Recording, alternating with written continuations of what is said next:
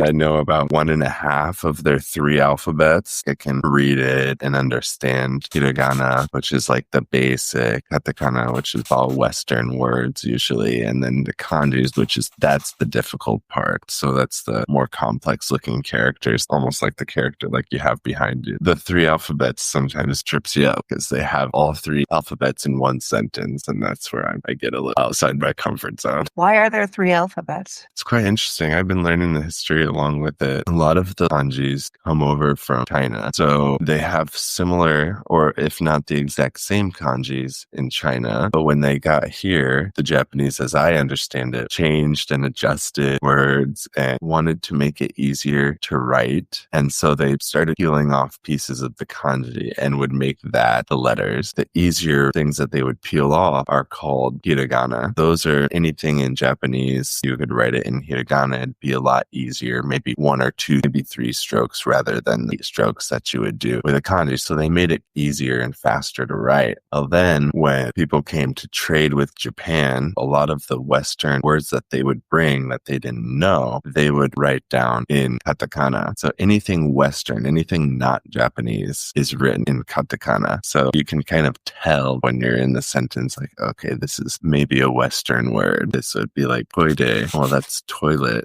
That's really interesting. Do they act as a subset of the other one? Can everything be expressed in the same way, or are there areas that one is unable to express the other? Hiragana could almost express anything. In English, it's A-E-I-O-U. In Japanese, it's A-I-E-O-U. From there, it breaks down into, like in English, it'd be two characters combined. S and O would make so, and that's one character. But sometimes there's kanjis for the word, like love or sun or mountain. And so you could just write it like that, but couldn't necessarily express all of that in katakana. Which then makes sense why you would use the three alphabets or E's. Like if you know, like this is how I make this word from this alphabet. The excuse that I hear is it shortens the sentences so much having the kanjis in there, because one kanji could take up 4 hiragana characters or something like that. So they can shorten the sentence and read it quicker.